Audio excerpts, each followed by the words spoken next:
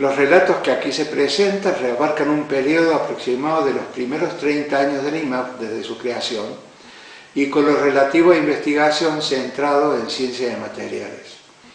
En los primeros años desde su creación, el IMAF dependió en forma crítica de la cooperación que recibió de la Comisión Nacional de Energía Atómica a través de su Departamento de Metalurgia, luego Gerencia de Tecnología, y de diversas universidades.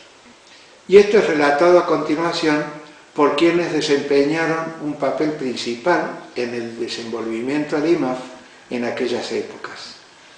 Luego se presentan los relatos de algunos graduados del IMAF que reflejan lo que vivieron como estudiantes en esa etapa y posteriormente en su vida profesional.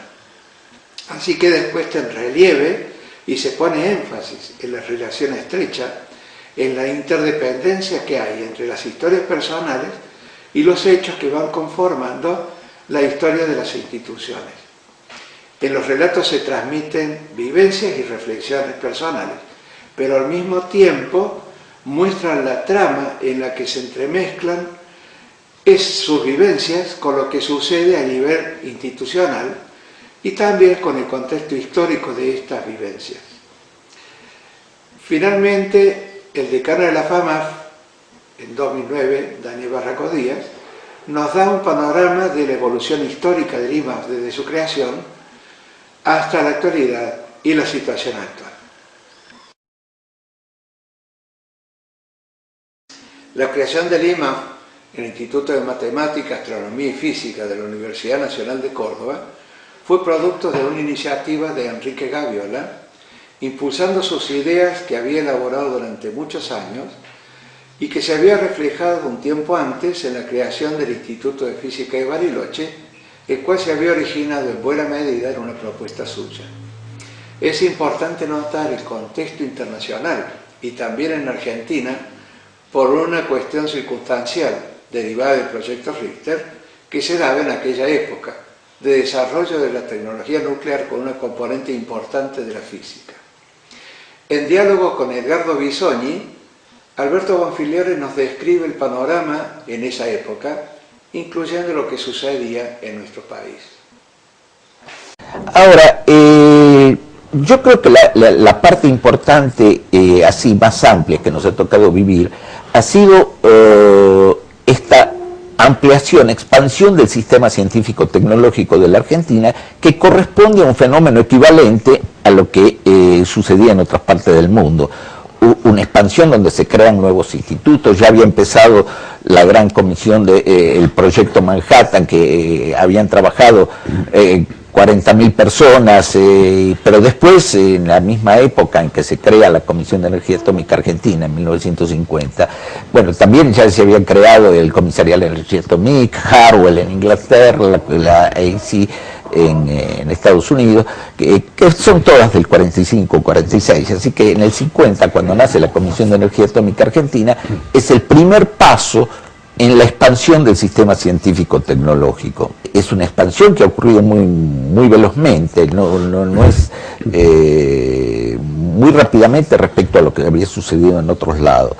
Ahora, yo esta expansión que creo nace con la Comisión de Energía Atómica en 1950, que después de unos comienzos más bien accidentados, a los que se había referido en su libro Mario Mariscotti, se convirtió muy rápidamente en una institución de alto nivel científico y tecnológico, digamos, se había creado en el 50, pero ya en el 53 habían sacado el primer radioisótopo, y en el 55, en la primera conferencia de Ginebra de Átomos para la Paz, ya habían presentado 30 trabajos, así que evolucionó muy rápidamente. Esta evolución rápida, yo siempre trato de ver de que no son flores en el desierto, no es que salieron así por encanto, sino que en Argentina existía ya un sistema científico bastante organizado. con personajes que ya en el 47 había todo el premio Nobel de USAID, después siguieron Leloir, y aunque no fue en Argentina, pero el de César Milstein, el premio Nobel más reciente, ¿no? En el 84, pero son todos trabajos. César Milstein se había graduado en la Universidad de Buenos Aires y hizo ahí hasta su tesis de doctorado. Es decir, había un sistema organizado bastante robusto. Pero yo, aparte de los casos particulares, hay algo a lo que atribuyo siempre una gran importancia, y que es el sistema que teníamos de instrucción pública. Esto, no, porque no hay que olvidarse que ahí había una enseñanza primaria que partió con la ley 1420 en 1884. Con esto no solo se combatía el analfabetismo, sino que cumplió un rol importantísimo, por ejemplo, para integrar todas las corrientes migratorias. Y Argentina estaba hecha de inmigrantes, donde la escuela laica, la escuela donde todos tenían que aprender y a imparar su idioma, ha sido un instrumento de integración, que es lo que convirtió la inmigración en un potentísimo recurso.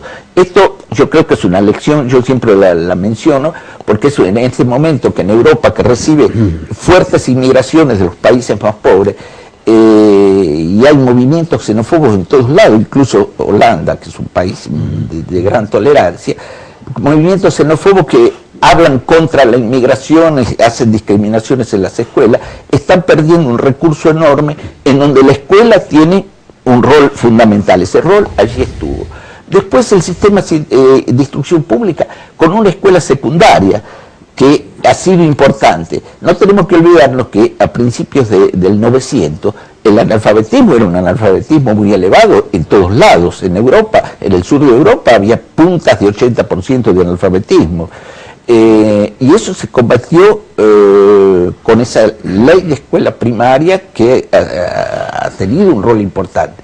Pero después hubo la escuela secundaria, que no era una cosa tan frecuente en todos los países a principios del 900.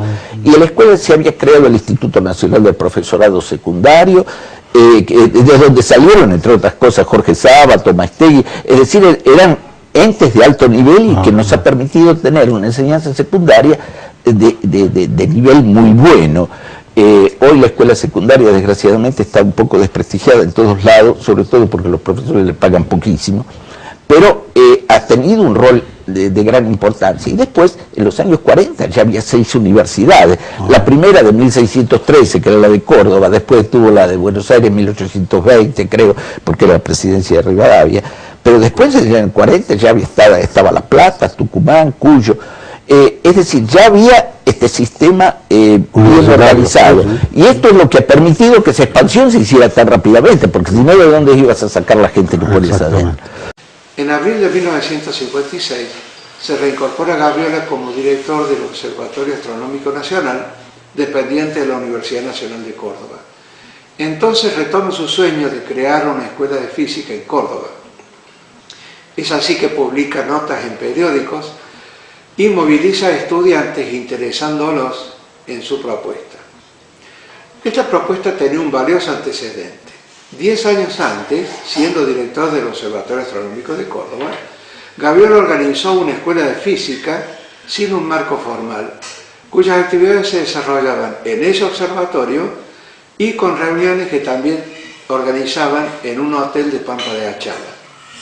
Esta escuela cumplió un rol importante en una etapa de formación de un grupo de jóvenes físicos, entre los cuales se destacaba José Balseiro. También entonces se conocieron Balseiro y Alberto Maestegui, iniciando una profunda amistad de toda la vida. También nos cuenta Maestegui a continuación cómo inició su amistad con Jorge Sábato.